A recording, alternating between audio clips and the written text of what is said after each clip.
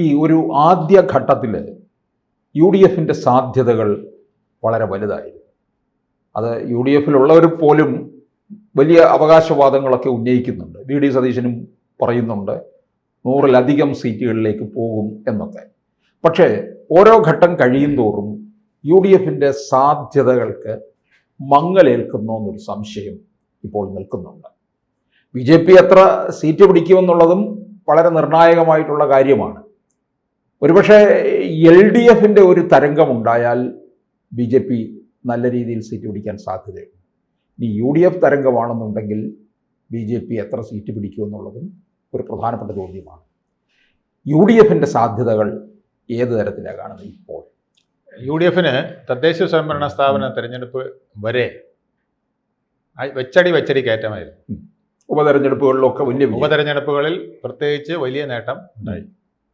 പക്ഷെ നമ്മൾ മനസ്സിലാക്കേണ്ട ഒരു കാര്യം, ഉപതെരഞ്ഞെടുപ്പുകളിൽ അവർ നേട്ടമുണ്ടാക്കിയത് എവിടെയാണ്? അവരുടെ തന്നെ വലിയ നേതാക്കൾ മരണപ്പെടുകയോ അല്ലെങ്കിൽ മറ്റ് പാർലമെന്റിലേക്ക് പോവുകയോ ഒക്കെ ചെയ്തപ്പോഴാണ് ഉണ്ടായിട്ടുള്ളത്. പാലക്കാട് അങ്ങനെയാണല്ലോ, ഷാഫി പറമ്പിൽ.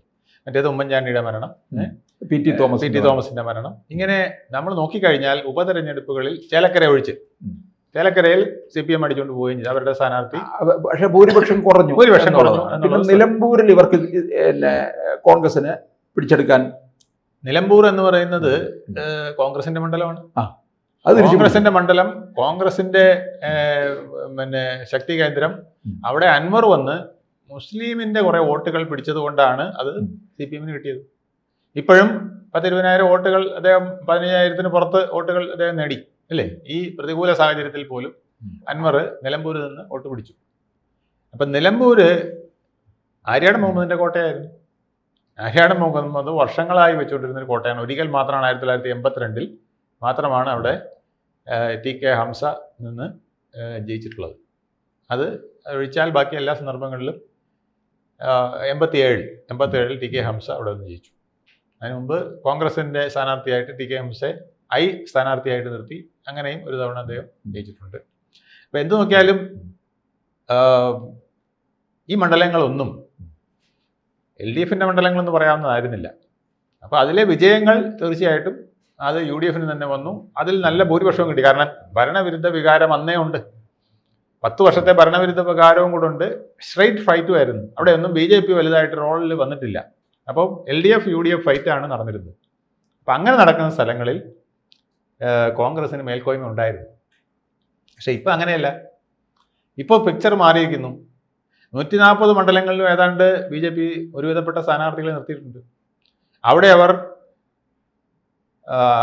50,000 വോട്ട് പിടിക്കുന്ന സ്ഥലമുണ്ട്, 10,000 വോട്ട് പിടിക്കുന്ന സ്ഥലമുണ്ട്. ഈ 140 10,000 വോട്ടെന്ന് പറഞ്ഞാൽ നിസ്സാരമല്ല.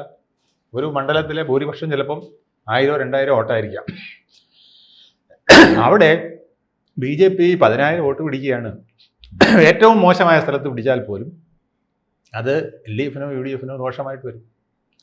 ഞാനിതാണ് പറയുന്നത്, BJP പിടിക്കുന്ന വോട്ടുകൾ എന്ന് പറയുന്നത് ഇപ്പോൾ കൂടിക്കൊണ്ടിരിക്കുന്ന വോട്ടുകൾ എന്ന് പറയുന്നത് പ്രത്യേകിച്ച് LDFിൽ നിന്നും UDFിൽ നിന്നും പോകുന്ന വോട്ടുകളാണ്. അതിൽ വളരെയധികം ഇപ്പോൾ കോൺഗ്രസിൽ നിന്ന് പോകുന്നു എന്നുള്ളതാണ് കാണുന്നത്. അതിന് കാരണം കോൺഗ്രസിൻ്റെ ജമാഅത്തെ ഇസ്ലാമി അടക്കമുള്ള ആൾക്കാരുടെ കൂട്ടുകെട്ടാണ്. ആ കൂട്ടുകെട്ടിൽ അവരുടെ വിശ്വാസ്യത വളരെയധികം കുറഞ്ഞിരിക്കുന്നു. ലീഗുമായിട്ടുള്ള കൂട്ടുകെട്ട് എന്നതിനുപരി എല്ലാ വർഗീയ കക്ഷികളുമായിട്ട് കൂട്ടുകെട്ട് ഉണ്ടാക്കിയിട്ട് അവർ RSSനെ വർഗീയവാദി എന്ന് വിളിക്കുന്നു എന്നുള്ള ഒരു വിചിത്രമായ സാഹചര്യത്തെ ഹിന്ദുക്കൾ എങ്ങനെ നോക്കി കാണുന്നു എന്നുള്ളത് വളരെ പ്രധാനമാണ്. അതവർ വളരെ വിദ്വേഷത്തോടുകൂടി, അമർഷത്തോടുകൂടി, വളരെ പ്രതിഷേധത്തോടു കൂടിയാണ് കോൺഗ്രസിനെ കാണുന്നത് എന്നുള്ളത് കോൺഗ്രസിലെ പലരും പഠിക്കുന്നില്ല. ഒരു സ്ഥലത്ത് മുസ്ലിം തീവ്രവാദികളെ തലോടുകയും മറ്റേ സ്ഥലത്ത് ദേശീയവാദികളെന്ന് അവരവകാശപ്പെടുന്നവർ അതിനുവേണ്ടി പ്രവർത്തിക്കുന്നതെന്ന് തങ്ങൾ പറയുന്ന ആൾക്കാരെ അവർ പുച്ഛിക്കുകയും ചെയ്യുന്നു. അപ്പോൾ ആ ശൈലി കേരളത്തിലെ എത്രത്തോളം ഹിന്ദുക്കൾക്ക് പണ്ടത്തെ പോലെ രുചിക്കുമെന്ന് അറിഞ്ഞുകൂടാ. പണ്ട് അങ്ങനെയല്ല. പണ്ടിങ്ങനെ വർഗീയവാദി എന്ന് വിളിച്ചാൽ ഏറ്റു, പിന്നെ ആരും അങ്ങോട്ട് പോയി തിരിഞ്ഞു നോക്കില്ല. കുറച്ച് RSSകാരും കുറച്ച് BJP-ക്കാരും മാത്രം വോട്ട് ചെയ്തത് അങ്ങനെ നിൽക്കുമായിരുന്നു. ഇപ്പോൾ അത് മാറി. ഇപ്പോൾ തങ്ങളെ മാത്രം വർഗീയവാദികളെന്ന് വിളിക്കുന്നു, മറ്റുള്ളവരെ വർഗീയവാദികളെന്ന് വിളിക്കുന്നില്ല എന്നൊരു പിക്ചർ ഇവിടെ ഉണ്ട്. ഈ പിക്ചർ കോൺഗ്രസ്സുകാർ തിരിച്ചറിയുന്നില്ല. ജനത്തിൻ്റെ ഉള്ളിലെ ആ വികാരം തിരിച്ചറിയുന്നില്ല. ഞങ്ങൾ എല്ലാവരെയും തള്ളിപ്പറയുന്നു, ഞങ്ങൾ മതേതരമാണെന്ന് പറയുമ്പോൾ കുടക്കീഴിൽ നിർത്തിയിരിക്കുന്നത്, ചിറകിനടിയിൽ നിർത്തിയിരിക്കുന്നത് തീവ്ര വർഗീയതയുള്ള ജമാഅത്തെ ഇസ്ലാമി അടക്കമുള്ളവരെ അല്ലേ എന്ന ചോദ്യത്തിന് ഉത്തരവില്ല. അപ്പം ഇത് ജനങ്ങളുടെ ഇടയിൽ മുഴങ്ങുന്നുണ്ട്. ഇത് RSSകാർ താഴെത്തട്ടിൽ നല്ല ഭംഗിയായി പ്രചരിപ്പിക്കുന്നുണ്ട്. ഇത് കണ്ടോ, ഇത് കണ്ടിട്ട് നിങ്ങൾ കോൺഗ്രസിന് വോട്ട് ചെയ്യുന്നെങ്കിൽ വോട്ട് ചെയ്തോ എന്ന് പറയുന്നവരുണ്ട്. അതുപോലെ തന്നെ ഭരണവിരുദ്ധ വികാരം എന്ന് പറയുന്നത് ചിലർക്ക് കോൺഗ്രസിന് വോട്ട് ചെയ്യാൻ മടിയാണ് ഈ സാഹചര്യത്തിൽ. അപ്പോൾ ആ വോട്ടുകൾ ഭരണവിരുദ്ധ വികാരം ആർക്ക് പോകും? BJP-യിലേക്ക് പോകും. അപ്പോൾ അതും കോൺഗ്രസിനും അവിടെ ചൊട്ടു വരുന്നുണ്ട്, ഇവിടെ CPM-നും ചെറിയ കുറവ് വരുന്നുണ്ട്.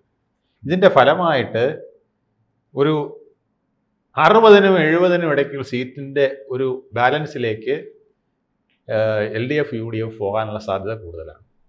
ഇതിൽ ഈ ഗ്യാപ്പിൽ 8 or 10 സീറ്റുകളെങ്കിലും NDA മുന്നണി നേടിയാൽ അവർ ആയിരിക്കും അടുത്ത മുഖ്യമന്ത്രി ആരാണെന്ന് നിശ്ചയിക്കുക. ഇത് ഞാൻ പലവട്ടം പറഞ്ഞിട്ടുള്ള കാര്യമാണ്, എങ്കിലും ഞാൻ ഒന്നുകൂടെ അടിവരയിട്ട് പറയുകയാണ് ഇപ്പോഴത്തെ ട്രെൻഡ് എങ്ങനെയാണ്. പിന്നെ എന്തുകൊണ്ട് കോൺഗ്രസിന് വോട്ട് കുറയാൻ സാധ്യത എന്ന് ഞാൻ പറയാൻ കാരണം, കോൺഗ്രസ് തറപറ്റിയൊന്നുമില്ല. കഴിഞ്ഞ തവണത്തേക്കാൾ 41 ആയിരിക്കില്ല ഒരിക്കലും അവർക്ക് വരിക. ഏതാണ്ട് വിജയത്തിനടുപ്പിച്ച ഒരു ലക്ഷ്യത്തിലേക്ക് തന്നെയാണ് അവർ നീങ്ങുന്നത്. പക്ഷേ അവർക്ക് കാലിടറുന്നുണ്ട്. കാലിടറുന്നതിൻ്റെ കാരണം അവർ മുദ്രാവാക്യങ്ങൾ മറന്നുപോകുന്നു. കോൺഗ്രസ് പിന്നെ ഇപ്പോൾ ഡീല് പറഞ്ഞുകൊണ്ടിരുന്ന കാര്യമില്ല.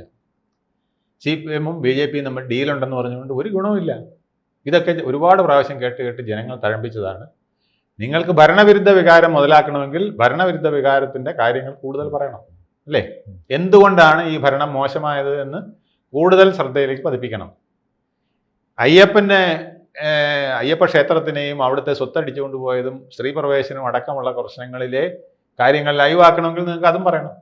ഇപ്പം അത് ഏതാണ്ട് സോൾവ് ആയി എന്നുള്ള മട്ടിൽ LDF പറയുമ്പോൾ UDF അത് അക്സെപ്റ്റ് ചെയ്യുന്ന പോലെയാണ്. ഇത് വേണ്ട തരത്തിൽ ഉപയോഗിക്കാതെ നിൽക്കുന്നു. ഈ ഇലക്ഷനിൽ ഇന്നുവരെ ഉപയോഗിച്ചിട്ടില്ല. പിന്നെ ഇതിനെല്ലാം ഉപരി ക്ഷീണമായിരിക്കുന്നത് ഇലക്ഷൻ കമ്മീഷന് ഇലക്ഷൻ പ്രഖ്യാപിച്ച അന്ന് CPM അവരുടെ സ്ഥാനാർത്ഥികളെ 81 പേരെ പ്രഖ്യാപിച്ചു, സ്വതന്ത്രം ഒഴിച്ച് ബാക്കിയല്ല, അല്ലേ? 5 സ്വതന്ത്രം ഒഴിച്ച് ബാക്കി 81 പേരെയും പ്രഖ്യാപിച്ചു. 81 പേരെയും പ്രഖ്യാപിച്ച ഉടനെ തന്നെ CPI അവരുടെ 25 പേരെയും പ്രഖ്യാപിച്ചു.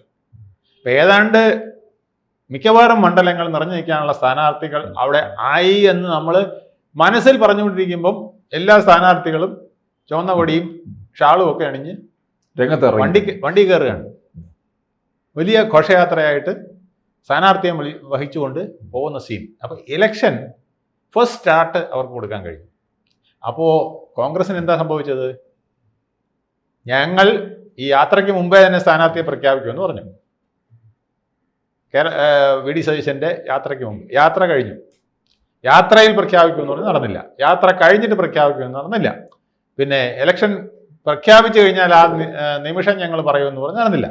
അന്ന് അദ്ദേഹം വന്ന് പറഞ്ഞു, ഇപ്പോൾ LDF ഇങ്ങനെ റിസൾട്ട് പറഞ്ഞുകൊണ്ടിരുന്നപ്പോൾ അദ്ദേഹം വന്ന് പറഞ്ഞു 24 മണിക്കൂറിനകം ഞങ്ങൾ പ്രഖ്യാപിക്കും. 24, 48 ആയിട്ടും സ്ഥാനാർത്ഥിയെ പൂർണ്ണമായിട്ട് പ്രഖ്യാപിക്കാൻ കഴിഞ്ഞില്ല. അത് കഴിഞ്ഞില്ലെന്ന് മാത്രമല്ല, ഗുരുതരമായ പരിക്കുണ്ടാകുന്ന വിധത്തിൽ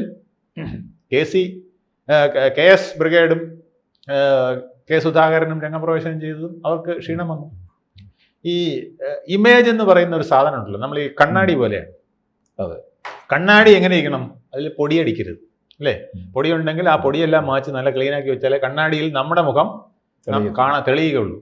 ഈ രാഷ്ട്രീയ പാർട്ടികളുടെ മുഖം ജനങ്ങൾക്ക് തെളിയണമെങ്കിൽ ഈ ഇമേജ് എന്ന് പറഞ്ഞൊരു സാധനമുണ്ട്, അതൊരു കണ്ണാടിയാണ്. ഈ കണ്ണാടിയിൽ എത്ര പോറലുകൾ വീഴുന്നു, എത്ര പോറലുകൾ കൂടുന്നു, അതനുസരിച്ച് അവരുടെ ഇമേജ് വികൃതമായി പോകും. ഇവിടെ K സുധാകരൻ വന്ന് 5 പോറല്, VD സതീശന്റെ വക അദ്ദേഹത്തിനെതിരെ 3 പോറല്, KC വേണുഗോപാൽ വന്നിട്ട് അദ്ദേഹത്തിൻ്റെ വക ഒരു 5 പോറല്. ഇതിനിടെ കൊച്ചു ആൾക്കാർ ഇവിടുന്ന് മറുകണ്ഠൻ ചാടിയും അവിടുന്ന് വേറൊരു സ്ഥലത്തും പോയി ഒക്കെ ആയിട്ട് അത് വേറെ.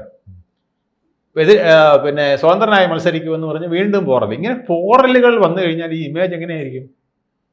കോടിയും വളഞ്ഞും വികൃതവുമായിരിക്കും അല്ലേ? നമ്മുടെ മുഖത്ത് കോറൽ വന്ന പോലെ ഇരിക്കും ഈ കണ്ണാടി നോക്കുമ്പോൾ. അപ്പം ആ ഒരു ഇമേജിൻ്റെ പ്രശ്നം ഇപ്പം നിലവിലുണ്ട്. ഇത് ഇവർ ഓവർകം ചെയ്യണം. ഇത് ഓവർകം ചെയ്തില്ലെങ്കിൽ കോൺഗ്രസിന് ബുദ്ധിമുട്ടാകും. ഇപ്പം ആദ്യം മുഖം മിനിക്കുകൊണ്ട് മാത്രം കാര്യമില്ല, മുഖത്തെ പ്രതിഫലിപ്പിക്കുന്ന പ്രതിച്ഛായ എന്ന് പറയുന്ന കണ്ണാടിയിലൂടെയാണ് ജനങ്ങൾ നോക്കുന്നത് ഇല്ലേ? അത് ക്ലിയർ ആവും. അത് ക്ലിയർ ആക്കാൻ ഇവർ ശ്രമിച്ചിട്ടില്ല. അതിനവർ ഭരണവിരുദ്ധ വികാരം നന്നായിട്ട് ഉപയോഗിക്കണം. അവരിൽ നിർത്തിയ മികച്ച സ്ഥാനാർത്ഥികളുണ്ട്. ആ സ്ഥാനാർത്ഥികളെ പോലും ഇവർക്ക് മണ്ഡലത്തിൽ പ്രൊജക്ട് ചെയ്യാൻ കഴിഞ്ഞിട്ടില്ല. കാരണം മറ്റേയാൾ 5 വർഷം, ഇപ്പം 55ഓളം LDFന്റെ ആൾക്കാരെ അവർ മണ്ഡലത്തിൽ 5 വർഷവും 10 വർഷമായിട്ട് നിറഞ്ഞു നിന്നവരാണ്. അവർക്ക് ആൾക്കാരെ പേര് വിളിച്ച് സമീപിക്കാൻ കഴിയും. പിന്നെ അവരടുത്ത് ഉപകാരങ്ങൾ തേടി വന്ന് ഉപകാരം ചെയ്തു കൊടുത്ത പലരുമുണ്ട്. പിന്നെ ഉപകാരം വന്നപ്പോൾ ഓടിച്ചു വിട്ടവരുമുണ്ട്. അവരുടെ അടുത്തും പറയും, പോയി അന്നത്തെ ആ ഒരു കേസ് നിങ്ങൾ പറഞ്ഞ ഞാനങ്ങ് വിട്ടുപോയി കേട്ടോ, അല്ലെങ്കിൽ ഞാനിപ്പോൾ അത് ചെയ്യാമെന്ന് ചോദിച്ചു, പിന്നെ നിങ്ങൾ വന്നുമില്ല, അന്നത്തെ എന്തൊക്കെ വിളിച്ചു വിട്ടതാണ്. മനസ്സിലായില്ലേ? അത് പിന്നെ പറയുന്നത് പിന്നെ കാണുന്നത് ഇപ്പോഴായിരിക്കും. അത് പിന്നെ നിങ്ങൾ രണ്ടാമത് പ്രാവശ്യം കൂടെ വരാതിരുന്നുണ്ടല്ലോ, അല്ലെങ്കിൽ ഞാനിപ്പോൾ അത് ശരിയായത്, അവർക്ക് കുഴപ്പമില്ല, നമുക്കത് പരിഹരിക്കാം, നോക്കട്ടെ ഇപ്പം തന്നെ അതിൻ്റെ പൊസിഷൻ എന്താണെന്ന് ഞാൻ നോക്കട്ടെ എന്നൊക്കെ പറഞ്ഞ് ചില ഗിമ്മിക്കുകളൊക്കെ കാണിച്ച് നിൽക്കാൻ ശ്രമിക്കുന്ന പരിപാടികൾക്ക് അവർക്ക് എളുപ്പമാണ്. കാരണം പരസ്പരം അറിയാം. എല്ലാ മുക്കിലും മൂലയിലും അവർ പോയി ഉദ്ഘാടനമോ തറക്കല്ലിടിയിലോ അല്ലെങ്കിൽ നാടൻ മുറിക്കലോ എന്തെങ്കിലുമൊക്കെ നടത്തി അവർ കുറേ പേരെ ഇങ്ങനെ കൈക്കലാക്കി വെച്ചിട്ടുണ്ട്. അപ്പം ഇത് LDFന് ഈ ഗുണമുണ്ട്. UDFന് സ്ഥാനാർത്ഥികൾ VD സതീശൻ പറഞ്ഞ പോലെ നേരത്തെ പ്രഖ്യാപിക്കേണ്ടതായിരുന്നു. പ്രഖ്യാപിക്കാൻ വൈകിയതിൻ്റെ സ്ലോ മോഷൻ അവർക്ക് വന്നിട്ടുണ്ട്. പ്രസിദ്ധരായ പലരെയും അവർ രംഗത്തിറങ്ങിയിട്ടില്ല. ഇപ്പോൾ പുതുമുഖങ്ങൾ ഒത്തിരി വന്നിട്ടുണ്ട്. കനകോലുവിൻ്റെ നിർദ്ദേശപ്രകാരമൊക്കെ വന്ന കുറേ എണ്ണമുണ്ട്. അതൊക്കെ പ്രശ്നമാണ്. പിന്നെ പ്രചരണത്തിൽ ശക്തി വരുത്താനായിട്ട് കോൺഗ്രസിന് ബേസ് ആളില്ല. ഇപ്പോൾ BJPക്ക് നല്ല കാവ്യൊക്കെ വെച്ച് വണ്ടിയൊക്കെ ഇങ്ങനെ വരുമ്പോൾ ഏതാണ്ടൊരു ഉത്സവം വരുന്ന പോലെ, നമ്മുടെ പരിസര പ്രദേശത്തെ ഒരു ക്ഷേത്രോത്സവം വരുന്ന പോലെ ഇതിങ്ങനെ എഴുന്നള്ളിച്ച് കൊണ്ടുവരികയാണ്. വരുന്ന സ്ഥാനാർത്ഥി ശ്രീലേഖ ആയിരിക്കും, അല്ലെങ്കിൽ രാജീവ് ചന്ദ്രശേഖർ ആയിരിക്കും, അല്ലെങ്കിൽ V മുരളീധരനായിരിക്കും. പക്ഷേ ഒരു വിഗ്രഹത്തെ ആനയിച്ച് കൊണ്ടുവരുന്ന പോലെ അവരിങ്ങനെ എഴുന്നള്ളിച്ച് കൊണ്ടുവരികയാണ്. അതിന് പറ്റിയ കൊടിയും അതിന് പറ്റിയ തോരണങ്ങളൊക്കെയാണ് അവർക്കുള്ളത്. കളർഫുള്ളായിട്ടുള്ള വിവിധ വർണ്ണങ്ങളിലുള്ള തോരണങ്ങളും അത് പെട്ടെന്ന് ശ്രദ്ധിക്കപ്പെടുന്ന ആ ഒരു ഡെക്കറേഷനും ഒക്കെ അവർക്ക് വളരെ ഗുണം ചെയ്യും. CPMനാണേലും ഈ കട്ടി ചുവപ്പ് പലയിടത്തും പെട്ടെന്ന് അടിച്ചു നിൽക്കും. കോൺഗ്രസ്സിന് ഇതെല്ലാം ചെയ്യാനായിട്ട് താഴെ ലെവലിൽ ആളില്ല. അതൊരു പ്രശ്നമാണ്. CPM തന്നെ ഇപ്പം മുട്ടിട്ടിരിക്കുകയാണ്. പലയിടത്തെയും പ്രചരണങ്ങൾ അവർ BJPയുടെ അത്രയും വരുന്നില്ല. ഈ പ്രധാന ഞാൻ പറഞ്ഞ ത്രികോണം നടക്കുന്ന മത്സരം നടക്കുന്ന സ്ഥലങ്ങളിൽ പലയിടത്തും BJPയുടെ ഒപ്പം ഇപ്പോഴും CPMന്റെ പ്രചരണം പോലും പലയിടത്തും എത്തിയിട്ടില്ല. അവർ നേരത്തെ എത്തിയെങ്കിൽ പോലും ആ കൊഴുപ്പില്ല. ഇവർ കൊണ്ടുവരുന്നതെല്ലാം ഒരു കൊഴുപ്പോട് കൂടിയാണ്. ആ കൊഴുപ്പ് ജനങ്ങൾ ശ്രദ്ധിച്ചുകൊണ്ടിരിക്കുകയാണ്. എന്തോ ഒരു പുതിയ എപ്പോഴും പുതുമയെ നമ്മൾ ഒന്നുകൂടെ നോക്കൂ അല്ലേ? അത് നമ്മൾ പറയാതെ അതൊക്കെ കാലിൽ നിന്ന് കണ്ടേച്ച് പോകുന്നു, അങ്ങനെയല്ല. പുതുമയെ നോക്കുമ്പോൾ പുതുമയ്ക്കൊരു കൗതുകം നൽകും. ആ കൗതുകം മനസ്സിൽ കിടക്കും. ചിലപ്പം മറ്റുള്ളതിനൊന്നും ഒരു കൗതുകം ഇല്ലെങ്കിൽ ചിലപ്പോൾ ഈ കൗതുകത്തിന് ഒരു വോട്ട് ചെയ്ത് കളയാം എന്ന് ജനങ്ങൾ ചിന്തിക്കുകയും ചെയ്യും. അപ്പം ആ വിധ പ്രശ്നങ്ങൾ നിരവധിയുണ്ട്. ഇനി വരാൻ കിടക്കുന്നേ ഉള്ളൂ. നരേന്ദ്രമോദി, അമിത്ഷാ മുതൽ വരവ് പലരും ഇനി കിടക്കുന്നേ ഉള്ളൂ. അതൊക്കെ വന്ന് ഉത്സവം ഇളക്കി മറിക്കുമ്പോൾ കോൺഗ്രസിന്റെ പ്രചരണം വളരെ പുറകോട്ടാണ്. അത് മാറ്റാൻ അവർ ശ്രമിക്കണം. ഇല്ലെങ്കിൽ അവർക്ക് 81 കിട്ടും, 101 കിട്ടും എന്നൊക്കെ പറഞ്ഞിട്ട് കാര്യമില്ല. LDFും പറയുന്നുണ്ട് 110 സീറ്റ് എന്ന് ഗോവിന്ദ മാഷ് പറയുന്നുണ്ട്.